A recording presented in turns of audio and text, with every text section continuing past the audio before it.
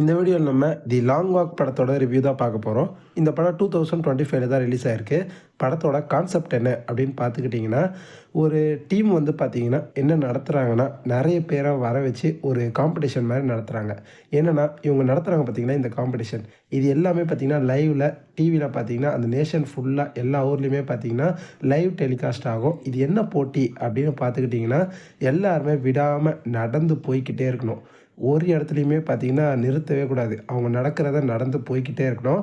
அப்படி இவங்க வந்து பார்த்திங்கன்னா நடக்கிறத ஸ்டாப் பண்ணாங்க, பேக்கில் வந்தாங்க, அப்படி எதனா பண்ணாங்க அப்படின்னா இவங்களுக்கு 3 வார்னிங் கொடுக்கப்படும். அந்த 3 வார்னிங்கையும் தாண்டி இவங்க எழுந்துக்கல அப்படின்னா இவங்கள சுட்டு சாகடிச்சிருவாங்க. ஸோ இதுதான் இதனுடைய கான்செப்ட்டு. இந்த போட்டியில் பார்த்திங்கன்னா நம்ம ஹீரோவும் ஒரு ஆளாக பார்த்திங்கன்னா கலந்துக்கிறாரு.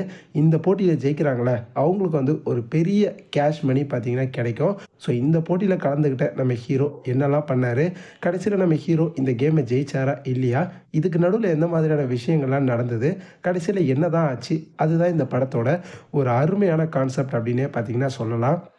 இந்த படத்தை பற்றி சொல்லணும் அப்படின்னா, இந்த மாதிரியான டிஃப்ரெண்ட்டான ஒரு கான்செப்டை வச்சு ஸ்க்ரீன் பிளேவை அவ்வளோ இன்ட்ரெஸ்டிங்காக ரொம்ப என்கேஜிங்காக பார்த்திங்கன்னா இவங்க வந்து கொண்டு போயிருக்காங்க. ஏன்னா இந்த மாதிரியான ஒரு கான்செப்டில் ரியலாக இந்த மாதிரி நடத்தினா என்னெல்லாம் நடக்கும், இந்த மாதிரி நடந்து போய்கிட்டே இருக்கும்போது ஒரு சில பேருக்கு அர்ஜெண்ட்டாக யூரின் வரலாம், பாத்ரூம் வரலாம்.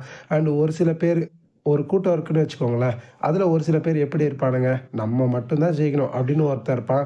இன்னொருத்தனை எப்படியாவது கவுத்து விடலாம் அப்படின்னு சொல்லிட்டு யோசிச்சுட்டே இருப்பான். இந்த மாதிரி ஒருத்தரோட மைண்ட் செட்லேருந்து சூப்பராக பார்த்திங்கன்னா காமிச்சிருப்பாங்க. அண்டு இதில் நடிச்சிருக்கக்கூடிய அத்தனை கேரக்டர்ஸுமே ரொம்ப நல்லாவே பார்த்திங்கன்னா பண்ணியிருந்தாங்க. மெயினாக இந்த மூவியில் இருக்கக்கூடிய எமோஷ்னல் செக்மெண்ட் அப்படின்றது வேறு லெவலில் ஒர்க் அவுட் ஆகிருந்துச்சுன்னே பார்த்திங்கன்னா சொல்லலாம். ஒரு சீன்லலாம் நம்ம ஹீரோ இருக்கார் பார்த்திங்களா, அவங்க அம்மா வந்து ரோட் சைடில் வந்து வெயிட் பண்ணுவாங்க. நம்ம பையனை பார்க்கணும் அப்படின்னு சொல்லிட்டு வெயிட் பண்ணுவாங்க. நம்ம ஹீரோ பார்த்திங்கன்னா நடந்து போய்கிட்டே இருப்பார். அவர் நிற்கக்கூடாதுல்ல, ஸோ நடந்து போய்கிட்டே இருப்பார். அவங்க அம்மாவை பார்த்தோன்னே அப்படியே ஓடி வருவார். அம்மா என்னை ஒரே ஒரு தடவை கட்டி பிடிச்சிக்கோங்கம்மா அப்படின்னு சொல்லிட்டு கதறுவார். ஆனால் அதுக்குள்ளே வார்னிங் 1, வார்னிங் 2, வார்னிங் 3ன்னு என்ன ஆரம்பிச்சிருவாங்க. ஸோ அவரோட ஃப்ரெண்டு வந்து பார்த்திங்கன்னா நம்ம ஹீரோவை கூட்டிகிட்டு போயிடுவார். அந்த சீன்லாம் ரொம்ப எமோஷ்னலாக இருக்கும். இதே மாதிரி இந்த படம் முழுக்க ரொம்ப எமோஷ்னலான சீன்ஸ்லாம் நிறைய வச்சுருப்பாங்க. எல்லா சீன்ஸுமே செம்மையாக இருக்கும் அப்படின்னு தான் கண்டிப்பாக நான் பார்த்திங்கன்னா சொல்லுவேன். அந்தளவுக்கு எனக்கு ரொம்பவே பிடிச்சிருந்துச்சு அந்த எமோஷ்னல் சீன்ஸ்லாம். மெயினாக இந்த படத்தில் வந்து நம்ம ஹீரோ கூட பீட் அப்படின்னு சொல்லிட்டு ஒரு நீக்ரோ ஒருத்தர் ஃப்ரெண்டாக இருப்பார். இவங்க 2 பேரோட ஃப்ரெண்ட்ஷிப் இருக்குல்ல, அது படத்தில் செம்மையாக பார்த்திங்கன்னா காமிச்சிருப்பாங்க. உண்மையான ஃப்ரெண்ட்ஷிப்னால் இப்படி தானே இருக்கணும் அப்படின்னு நீங்கள் பாராட்டுற அளவுக்கு இந்த படத்தில் அந்த 2 கேரக்டர்ஸுமே பார்த்திங்கன்னா டிசைன் பண்ணியிருப்பாங்க. அது படத்தில் ரொம்ப நல்லாவே பார்த்திங்கன்னா இருந்துச்சு. எனக்கு படத்தில் ரொம்ப பிடிச்ச விஷயம் அப்படின்னா இந்த படத்துடைய சினிமாட்டோகிராஃபி நான் கண்டிப்பாக சொல்லுவேன். படத்தில் காமிச்சிருக்க விஷுவல்ஸ்லாம் பாருங்களேன், அவ்வளோ ரிச்சாக செம்மையாக தட்டி தூக்கியிருக்காரு இந்த படத்தோட சினிமாட்டோகிராஃபர். ஸோ சினிமாட்டோகிராஃபி வேறு லெவலில் டாப் நாச்சாகவே பார்த்திங்கன்னா பண்ணியிருந்தாங்க. படத்தில் நடிச்சிருக்க ஆக்டர்ஸ் எல்லாருமே செம்மையாக பெர்ஃபார்ம் பண்ணியிருக்காங்க. ஸோ ஓவராலாக இந்த படம் எப்படி இருந்துச்சு, பார்க்கலாமா வேண்டாமா, ஒர்த்தா இல்லையா அப்படின்னு என்ன கேட்டிங்கன்னா, என்னை பொறுத்த வரைக்கும் இந்த படம் நீங்கள் எல்லாருமே கண்டிப்பாக பார்த்தே தீரணும் அப்படின்னு தான் நான் வந்து சொல்லுவேன். கண்டிப்பாக எல்லாருமே பார்க்க வேண்டிய ஒரு மஸ்ட் வாட்சான செம்மையான ஒரு மூவி. டெஃபினட்டாக ஒரு தடவை இந்த படத்தை ட்ரை பண்ணி பாருங்கள். அடல்ட் கண்டென்ட்டை பற்றி சொல்லணும்னா இந்த படத்தில் அடல்ட் கண்டென்ட் அப்படின்னு ஒரு சில விஷயங்கள்லாம் ஒரு சில ப்ரொஃபானிட்டி இஷ்யூஸ்லாம் இருக்குது.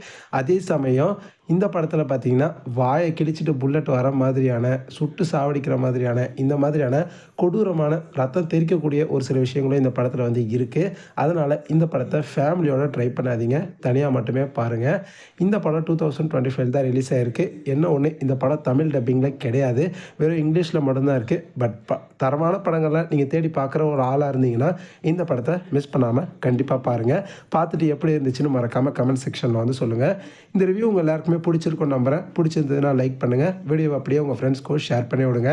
நான் இதே மாதிரி நிறையா ஹாலிவுட் மூவிஸோட ரிவ்யூஸ் எல்லாத்தையுமே தமிழில் தெரிஞ்சுக்கிறதுக்கு நம்ம சேனலை மறக்காமல் சப்ஸ்கிரைப் பண்ணி சப்போர்ட் பண்ணுங்கள். நாங்கள் வீடியோ அப்போ தான் போட்ட உடனே உங்களுக்கு உடனுக்குடன் நோட்டிஃபிகேஷன் வந்து சேரும். இதே மாதிரி இன்னொரு சூப்பரான அடுத்த ரிவ்யூவில் பார்க்கலாம். Bye guys.